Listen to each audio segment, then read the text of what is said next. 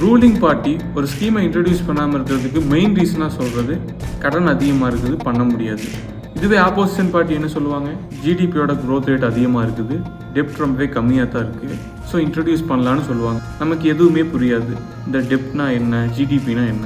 ஜிடிபினா ரொம்பவே சிம்பிள். நீங்கள் 1 இயரில் உங்கள் பிஸ்னஸில் ஒரு 10 lakhs ஏர்ன் பண்ணுறீங்கன்னா அந்த 10 lakhsம் கண்ட்ரியோட ஜிடிபியில் ஆட் ஆகும். இதுவே நீங்கள் ஒரு கம்பெனியில் வேலை செஞ்சு அங்கே சேலரி வாங்குறீங்கன்னா அந்த சேலரியும் ஆட் ஆகும். தென் டெப்ட்னா என்ன, ஒரு எக்ஸாம்பிளுக்கு இந்தியாவோட ஜிடிபி 100 கோடின்னு வச்சுக்கலாம், கடன் ஒரு 50 கோடி இருக்குது.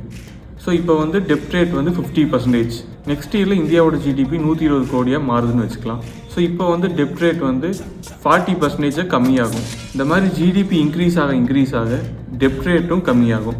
டெப்ட் ரேட் குறைய இன்னும் எக்ஸ்ட்ராவாகவே லோன் வாங்கலாம். அப்படி லோன் வாங்கினாலும் எக்கனாமியை அஃபெக்ட் பண்ணாது. அண்ட் ஈஸியாகவே வேர்ல்டு பேங்க்ஸும் லோன் ப்ரொவைட் பண்ணுவாங்க. கண்ட்ரியோட எக்கனாமியை ஜிடிபின்னு மெஷர் பண்ணுவாங்க, ஸ்டேட்டோட எக்கனாமியை ஜிஎஸ்டிபின்னு மெஷர் பண்ணுவாங்க. இப்படி இந்தியாவில் இருக்கிற எல்லா ஸ்டேட்டோட ஜிஎஸ்டிபியும் சேர்ந்தது தான் இந்தியாவோட ஜிடிபி. இப்போ இந்த ஜிடிபி எல்லாம் எப்படி ஃபாஸ்ட்டாக க்ரோ ஆகுது? ரீசெண்டாக கூகுள் கிளவுடை விசாகப்பட்டினமில் செட்டப் பண்ண கூகுள் 15 பில்லியன் இன்வெஸ்ட் பண்ணியிருக்காங்க. இந்த மாதிரி ஃபாரின் கண்ட்ரிஸ் எல்லாம் இன்வெஸ்ட் பண்ணுறப்ப ஜிடிபி ரொம்பவே ஃபாஸ்ட்டாக க்ரோ ஆகும். இப்போ நம்ம இதில் என்ன தெரிஞ்சுக்கணும்னா, ஸ்டேட் கவர்மெண்ட்டோ சென்ட்ரல் கவர்மெண்ட்டோ கடன் எவ்வளவு இருந்தாலும் ஜிடிபியோட க்ரோத் ரேட் எவ்வளோ ஃபாஸ்ட்டாக இருக்குது, டெப்ட் எந்த அளவுக்கு கம்மியாக இருக்குது, இன்னும் எக்ஸ்ட்ராவாக லோன் வாங்க முடியுமா, என்னென்ன மாதிரி ஸ்கீம்ஸ் எல்லாம் இன்ட்ரடியூஸ் பண்ணலான்னு தான் நம்ம தெரிஞ்சுக்கணும்.